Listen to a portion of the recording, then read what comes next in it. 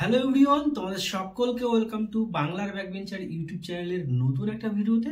তো আজকের ভিডিওর টপিক হচ্ছে 2025-এ তোমরা যারা ডিপ্লোমা ইঞ্জিনিয়ারিং বা পলিটেকনিক কলেজে ভর্তি হতে চাইছো, তো তোমাদের কাউন্সেলিং কবে থেকে শুরু হবে। তো এই ব্যাপারটা নিয়ে আজকে আলোচনা করবো এবং কাউন্সেলিং জিনিসটা কি, কিভাবে তোমরা কাউন্সেলিং করবে, তো বৃত্তান্ত আলোচনা করবো এই ভিডিওতে। তো 2024-এ যে প্রসেসে কাউন্সেলিং হয়েছিল বা যে প্রসেসে অ্যাডমিশন হয়েছিল টোটালি সেম, এবছর সেম, কিন্তু কিছু কিছু জায়গায় পরিবর্তন এসছে।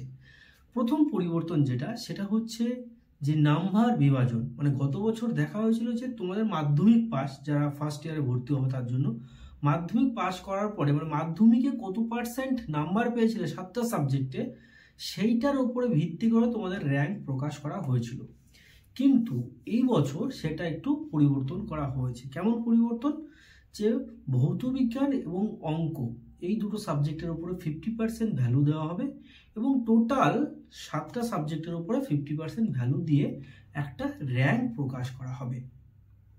সেই র্যাঙ্কের উপর ভিত্তি করে তোমাদের কিন্তু চয়েস ফিলিং করতে হবে তোমরা, এবং চয়েস ফিলিংয়ের ওপর ভিত্তি করে তোমরা কিন্তু কলেজ পাবে।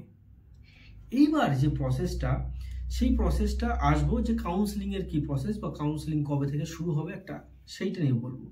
দেখো, গত বছর মানে 18 জুন র্যাঙ্ক কার্ড প্রকাশ হয়ে গেছিলো। মানে জুন মাসের 18 তারিখে কিন্তু র্যাঙ্ক কার্ড প্রকাশ হয়ে গেছিলো। কিন্তু এবছর এখনো অবধি কিন্তু কোনো মানে র্যাঙ্ক কার্ড প্রকাশের তো কোনো খবরই নেই। এত তারিখ অবধি 30 তারিখ অবধি আমাদের কিন্তু ফর্ম ফিল আপ হবে। 30 তারিখ অবধি, জুন মাসের 30 তারিখ অবধি ফর্ম ফিল আপ হবে। তার মানে গত বছর 18 তারিখে র্যাঙ্ক কার্ড প্রকাশ হয়ে গেছিলো, কিন্তু এবছর 18 তারিখ অবধি ফর্ম ফিল আপ চলবে। মানে প্রায় 15 দিনের কাছাকাছি ডিলে চলছে। এবার ফর্ম ফিল আপ শেষ হওয়ার পরে তারপরে র্যাঙ্ক কার্ড প্রকাশ হবে। কিন্তু এবার ফর্ম ফিল আপ কতজন করছে তারপরে সেটার উপর ডিপেন্ড করছে র্যাঙ্কের একটা ব্যাপার। তো সেটার একটা প্রসেস আছে র্যাঙ্ক কার্ড ক্রিয়েট করার, সেই প্রসেসটা করতে প্রায় 4-5 দিন সময় লেগে যাবে। মানে ফার্স্ট উইকে আশা করা যাচ্ছে, ফার্স্ট উইকের মধ্যে জুলাই মাসের ফার্স্ট উইকের মধ্যে র্যাঙ্ক কার্ড প্রকাশিত হবে।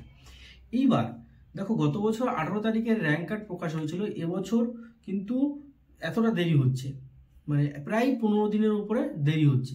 এবার তোমাদের ক্লাস কখন শুরু হবে? তো ক্লাসটাও কিন্তু তোমাদের ঠিক মতো ভাবেই কিন্তু একটু ডিলে হবে। তো আগস্ট মাসের দিকে, আগস্ট মাসের ফার্স্ট উইক বা সেকেন্ড উইকের মধ্যে তোমাদের ক্লাস শুরু হয়ে যাবে।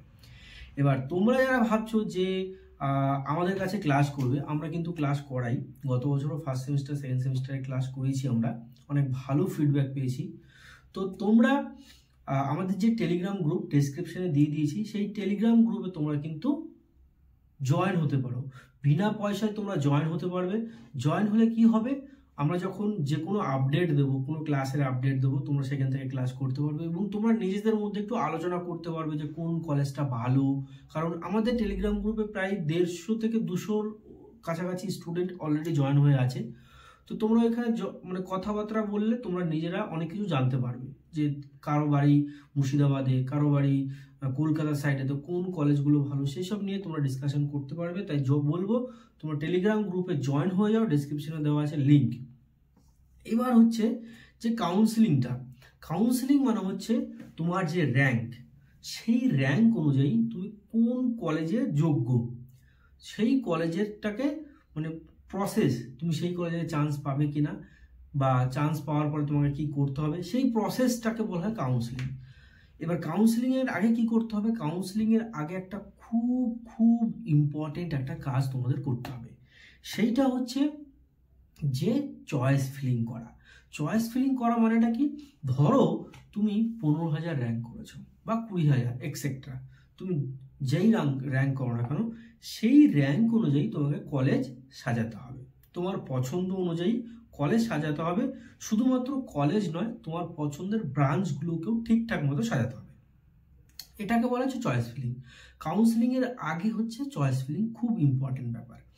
এবার তোমাদের মধ্যে অনেকেরই কোশ্চেন আসছে যে দাদা, আমি তো ভালো বুঝি না এই লাইনে, যে কোন সাবজেক্টটা ভালো, কোন ব্রাঞ্চটা ভালো, ইলেকট্রিক্যাল, মেকানিক্যাল, সিভিল না কম্পিউটার সায়েন্স, কোনটা ভালো বা কোন কলেজটা ভালো, কিভাবে সাজালে আমি একটা ভালো কলেজ পাবো, এইসব ব্যাপারে তোমাদের অনেকেরই কিন্তু নলেজ নেই। আর এটা কিন্তু স্বাভাবিক, কারণ তোমরা এই লাইনে নতুন। তাই বলবো, তোমরা যদি মনে করো যে আমার কাছ থেকে তোমরা পার্সোনালি গাইডেন্স নিতে চাও, মানে আমার সঙ্গে তোমরা ফোনে কথা বলে তোমরা আমার কাছ থেকে গাইডেন্স নিতে চাও বা চয়েস ফিলিং করাতে চাও, যে কিভাবে চয়েস ফিলিং করলে একটা ভালো কলেজ পাবে, কোন কলেজগুলো আগে দিতে হবে, কোন কলেজগুলো শেষে দিতে হবে, কোন ট্রেডটা ভালো, এই সব ব্যাপারে যদি আমার সঙ্গে তোমরা পার্সোনালি কন্ট্যাক্ট করতে চাও, তাহলে তোমাদের কিন্তু জয়েন অপশানে ক্লিক করে জয়েন হতে হবে।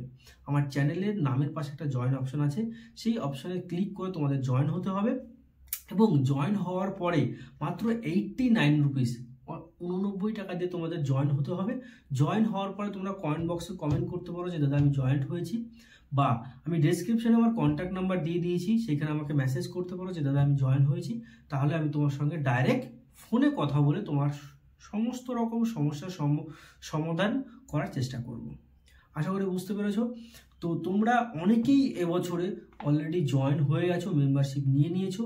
তোমরা এখনো অবধি যারা ভাবছো যে নেব কি নেব না, তাদেরকে বলবো হ্যাঁ তোমরা অবশ্যই ভাবতে পারো, বাট 89 রুপিস আমি মনে করি না যে এটা খুব অনেক বড় একটা অ্যামাউন্ট।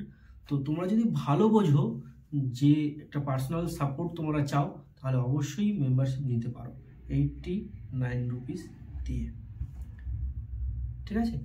আর এখন বলবো যে তাড়াহুড়ো করো না, যা যা মানে তোমার ডকুমেন্টস আছে সেই ডকুমেন্টসগুলো একটু রেডি করে রাখো। আর কি কি ডকুমেন্টস তোমাদের বানাতে হবে বা কি কি ডকুমেন্টস তোমাদের রেডি করে রাখতে হবে, সেই সব নিয়ে আমি পরবর্তীকালে ভিডিও আনতে চলেছি। তো মানে কিভাবে বানাবে সার্টিফিকেটগুলো, কি কি সার্টিফিকেট লাগবে, কোথায় পাবে সার্টিফিকেটগুলো, A to Z নিয়ে আলোচনা করতে চলেছি। তো তোমরা চ্যানেলকে সাবস্ক্রাইব করে রেখো এবং বেল আইকনটা অল করে রেখো, যাতে তোমরা কারেন্ট তোমরা আপডেট পেতে পারো। তো ভিডিওটা এখানে শেষ করছি। ভালো থেকো, সুস্থ থেকো এবং নিজের ফ্যামিলিকে নিয়ে হ্যাপি থেকো। আর কোনো ডাউট থাকলে অবশ্যই কমেন্ট বক্সে কমেন্ট করে তোমরা কিন্তু জানাবে। Thank you.